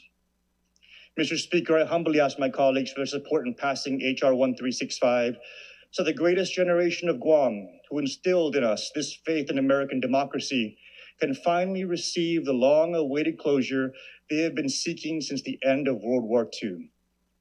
As a gracious victor who assumed the responsibility for post-war peace, the passage of H.R. 1365 represents an unreconciled act of grace by the United States of America to a people who suffered for their loyalty to America. Perhaps most importantly, it represents an affirmation that while slow to turn, and sometimes too slow, the wheels of justice in the land of the free does eventually come full circle. A loyal people await the ultimate passage of H.R. 1365, and I am humbled to not only represent them in this body, but to extend my thanks on their behalf to the Speaker, Majority Leader, Majority Whip, Committee Chairs of Jurisdiction, my Minority Leader and Ranking Committee members who have made this moment possible, and to my colleagues on both sides of the aisle who today do us the tremendous honor of seeing this measure through this House. Thank you, Mr. Speaker, and I reserve the balance of my time. In the face of headwinds from negative scoring, negative outlooks, local signaling that was not at all helpful, we were successful in passing H.R. 1365 through the House with the critical unanimous support we needed to signal the Senate that this measure has full bipartisan support, and we did it in just 5 months. I would like to thank our Speaker, Nancy Pelosi, our Majority Leader, Steny Hoyer, and Republican Minority Leader McCarthy for their leadership in making this happen.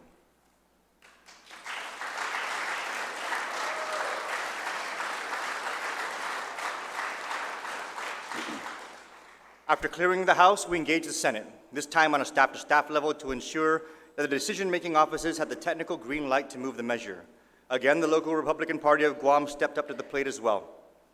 And just before the December recess, I met with Senate Democrat Minority Leader Chuck Schumer himself, who walked me into the Senate cloakroom and personally directed the Senate staff to track H.R. 1365 in the process and let him know if there are any questions because, in his words, we are going to get this done.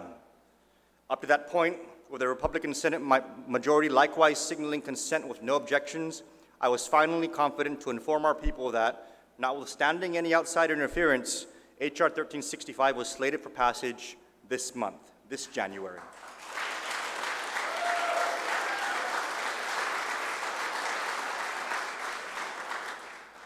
In addition, I want to again recognize Ms. Irene Scambaluri, who not only made personal trips at her own expense to the White House to also push for the passage of H.R. 1365, but I firmly believe that there is at least one executive assistant to the president, if not two, who already have her cell phone number saved in their personal phones. Irene, thank you for always being a fighter.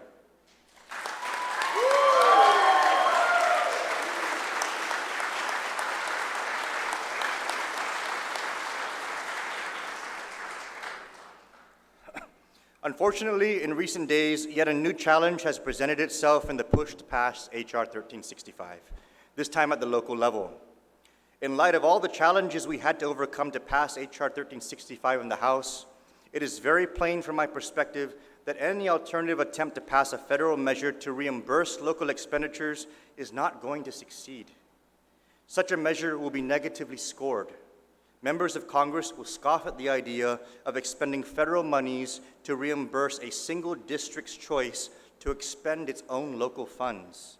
And no member of Congress will support such an undertaking, as it would open the door for every single state and every single district to try to angle federal reimbursements for their own spending decisions. Can you imagine if we moved forward with a measure to try and reimburse our own spending? Every district, every state will use that as precedence. If we reimburse Guam for spending money the way they wanted, shouldn't we reimburse Colorado, Texas, California, New Jersey, and let them go and spend how they want, and then circle back and say, reimburse me, Veterans Affairs, reimburse me, Department of Labor? They will never take that step, and that is something that's very, very important to understand. It will never happen, and to attempt it in the Congress would evaporate the credibility and goodwill we have earned in pursuit of something that is certain to fail. Governor, Speaker, working together requires all of us to assess the best opportunities in our own elected areas and set our island on a best course.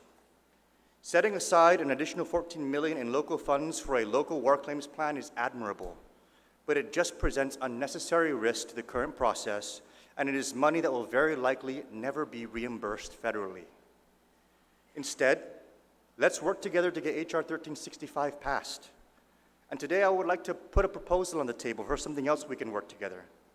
If there is $14 million in excess local funds available, a grand purpose to address thousands of our people and decades of disappointment would be to pour that local money into surveying lands in the Chamorro Land Trust and get the lands to the 9,000 plus of our people and their families who have been waiting and dying for almost 25 years. This will finally help our people settle. It will address stifling rental prices by unlocking land access and increasing housing inventory. It would bolster money for education by generating nearly $500,000 in new property taxes every year. And most importantly, it will be our local government keeping our word to our local people. Let the feds pay for the war claims the feds owe with federal Section 30 money. And let's use our local funds to make good on what we owe to our local people waiting for their Chamorro Land Trust lands.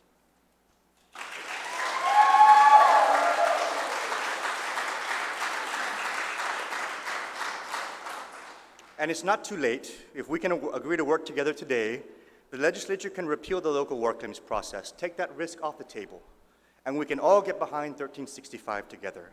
I, in turn, will very much get behind a local bill to use any excess local funds to survey Chamorro Land Trust lands. Many of our families waiting for war claims are also waiting for their Chamorro Land Trust lands. And $14 million in local funds is enough to survey all the lands for everyone waiting, 9,000 people and their families. Senators, Governor, working together, we can make this new year, 2020, the year we pay war claims and distribute Chamorro Land Trust lands.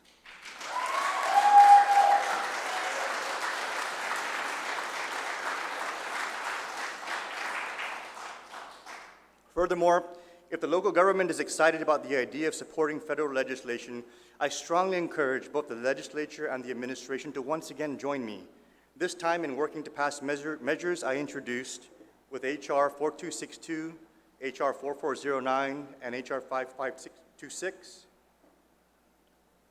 all of which will empower our people and enhance our representation opportunities in the Congress. H.R. 4262 is modeled after our own Guam law, Public Law 26-74, which requires the deposit of tax refunds from income taxes collected on Guam and set aside in a lockbox fund based on a formula adopted in the annual budgets of legislatura. More importantly, clean refund filings will be mandated to be paid within 90 days. So for someone who files in January or February, they will be paid what they are owed no later than April or May.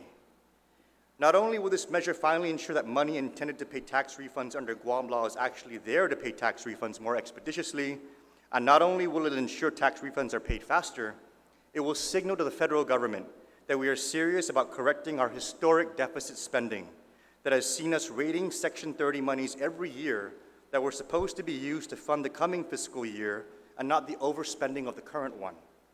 Such a signal will give added credibility to the legitimate funding cases we are making for outstanding issues, like radiation compensation exposure that we co-sponsored this year in H.R. 3783, reimbursements of the earned income tax credit that we co-sponsored in H.R. 3307, or standalone issues such as the cleanup of environmental Superfund sites, funding for flood mitigation in Moleso, Agate, and Humatec, and the issues we raised earlier like Compact Impact and SSI. When we show the federal government that we take our funding issues seriously in-house, it opens so many doors in the House.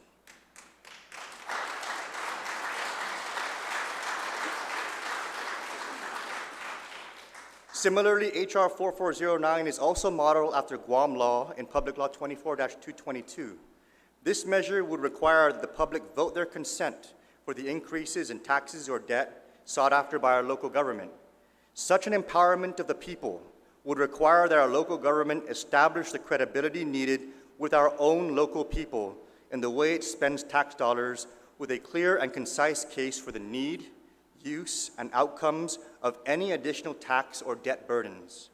Such fiscal discipline would further resonate with our credibility federally, as we will then adopt spending practices that result in an end to chronic deficits and a history of taking on debt for operations, both of which were the catalysts for the financial challenges that wrecked the balance sheet of our sister Puerto Rico, requiring the implementation of federal oversight far removed from the people empowerment H.R. 4409 would afford. Let us trust our people today that we may finally see a financially secure tomorrow.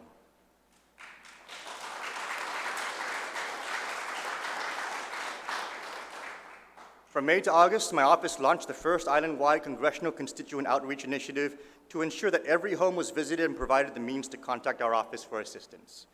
47,000 brochures were distributed and over 500 photo release forms of support were signed for this effort, led by our constituent outreach leader, Mr. Benji Perez, and bravely handled by our outreach team of the late Tony Quirigua, Joseph Flores, Manny Palileo, Liz Camacho, Carla Tele, Harry Cipriano, and Lorraine Umbrero.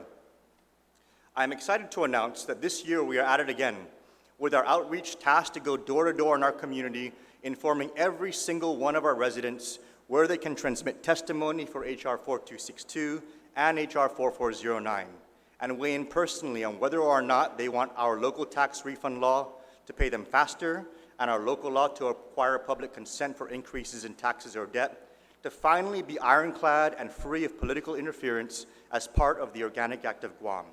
We are taking this straight to the people, and I invite the legislature and the governor to join me.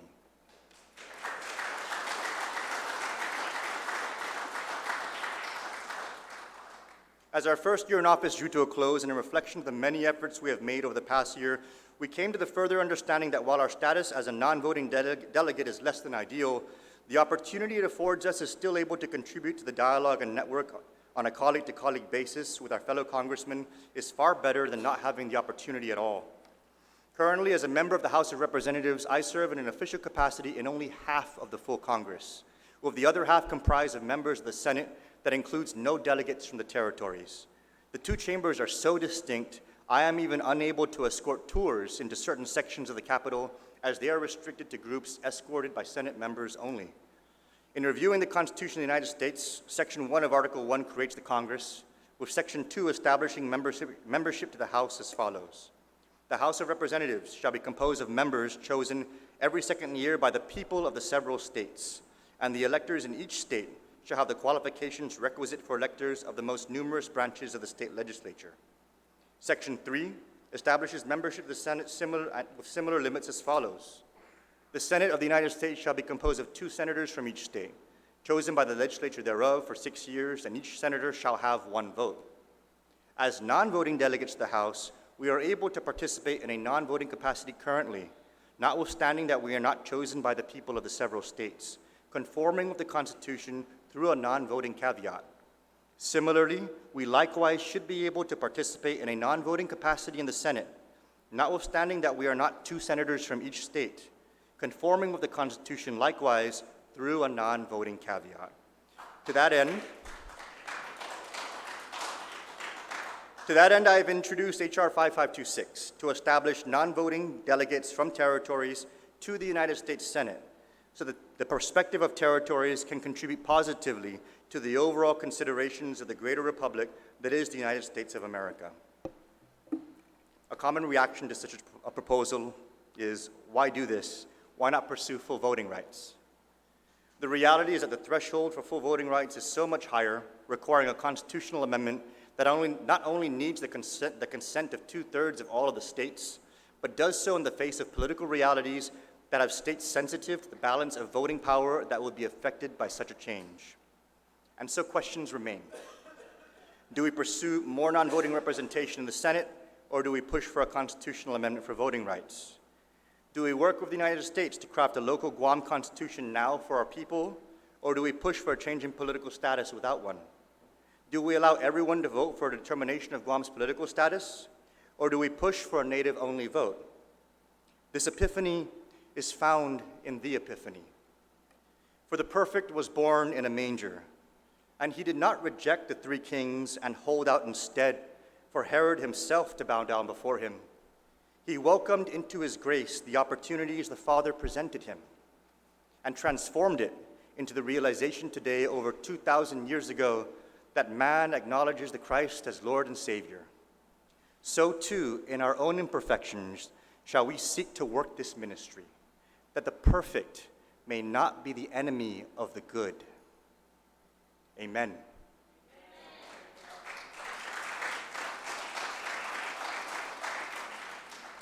We've only been in Congress for just 1 year, and it is the honor of a lifetime to serve you, the people of Guam.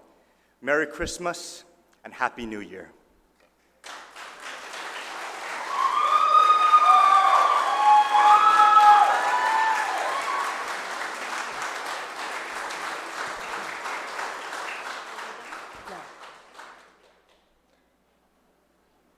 At this time, I call upon Monsignor David I.A. Kitagwa to deliver the benediction. Ladies and gentlemen, please rise.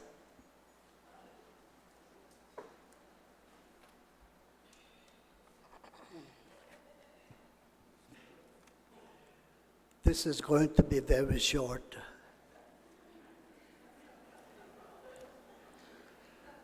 My dear friends,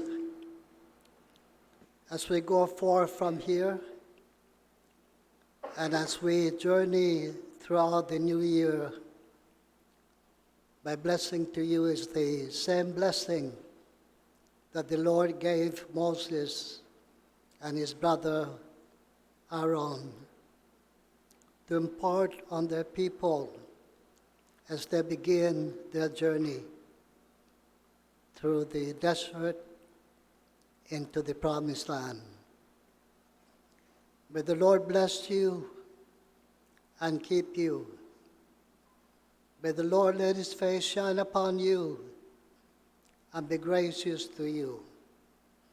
May the Lord look upon you kindly and give you his peace. In the name of the Father, Son, the Holy Spirit. Amen. Ladies and gentlemen, please be seated. Assistant Majority Leader, Senator Kelly Marsh Taitino, you are recognized at this time. Sudus Masi, Madam Speaker. I move to rise from the Committee of the Whole and to adjourn today's session, subject to the call of the Speaker. A motion was made to rise from the Committee of the Whole and to adjourn today's session, subject to the call of the Speaker. Are there any objections?